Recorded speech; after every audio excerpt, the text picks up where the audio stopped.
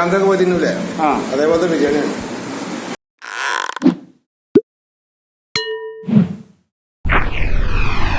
ഇതാണ് നമ്മുടെ ഇബ്രാഹിക്ക. കഴിഞ്ഞ 25 വർഷമായിട്ട് ഈ കല്യാണ പന്തലുകളിൽ നിറസാന്നിധ്യമാണ്.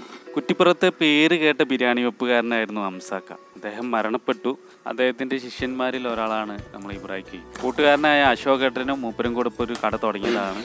ഇതാണ് കുട്ടൻ ബിരിയാണി. വെന്തുണ്ട് അല്ലേ?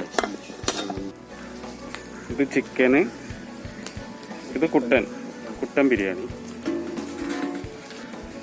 ഇതും ചിക്കൻ. ഇത് കൊടുക്കാനുള്ളതല്ലേ?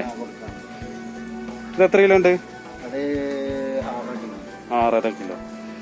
ഇതോ? 5 കിലോ. ഇത് 16 കിലോ.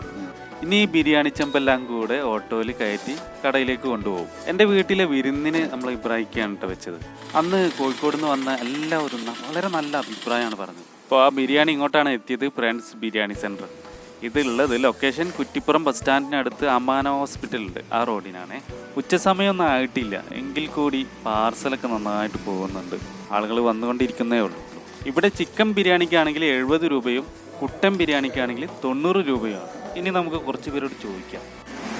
ഇതാണ് നമ്മുടെ കുട്ടൻ ബിരിയാണി. എങ്ങനെയുണ്ട് ബോസ് കുട്ടൻ ബിരിയാണി? എങ്ങനെ? ഇറച്ചിയൊക്കെ എങ്ങനെ? ഇറച്ചിയൊക്കെ നല്ല അടിപൊളിയാണ്. നമ്മളെല്ലാ തിങ്കളാഴ്ച ഇവിടെ തന്നെ കഴിക്കാറ്. എങ്ങനെയുണ്ട് ബീഫ് ബിരിയാണി? ബീഫ് ബിരിയാണി സൂപ്പറാട്ടോ. കല്യാണത്തൊക്കെ പോയി തിന്നൂലേ അതേപോലത്തെ ബിരിയാണിയാണ്. ഇവിടെ വരാറുണ്ടോ? ഡെയിലി ഞങ്ങൾ ഇവിടെ തന്നെ. എന്താ വർക്ക്? ഞങ്ങൾ ബസ്സിലാണ്. ഇത് ചിക്കൻ ബിരിയാണിയാണ്. എങ്ങനെയുണ്ട്? സൂപ്പറാണ്. ഞങ്ങൾ ഡെയിലി വരാറുണ്ട്. വേറെ കൈകാര്യം നമ്മൾ വരും. അതാണ് ഇവിടുത്തെ ബിരിയാണിന്റെ പ്രത്യേകത. ഓക്കെ. ഇപ്പോൾ ഏതാണ്ട് ആളുകളൊക്കെ വന്നു തുടങ്ങി. കണ്ടില്ലേ, ബീഫൊക്കെ പെട്ടെന്ന് കഴിയൂട്ടോ അവിടെ. അപ്പോൾ ബിരിയാണി കഴിയുന്നതിൻ്റെ മുൻപ് ഒരെണ്ണം അടിക്കല്ലേ നല്ലത്. അപ്പം ഞാനും വാങ്ങി ഒരു കുട്ടൻ ബിരിയാണി. സംഭവം കണ്ടില്ലേ, ബീഫൊക്കെ നല്ല സോഫ്റ്റാണ്. അപ്പം അങ്ങോട്ട് ഒരു പിടി അങ്ങോട്ട് പിടിച്ചു. അപ്പോൾ മറക്കണ്ട, ഫ്രണ്ട്സ് ബിരിയാണി സെൻറ്റർ കുറ്റിപ്പുറം. അപ്പോൾ അടുത്ത വീഡിയോയുമായി ഞാൻ വീണ്ടും വരാം. ഷഹുൽ അത്തിക്കടൻ.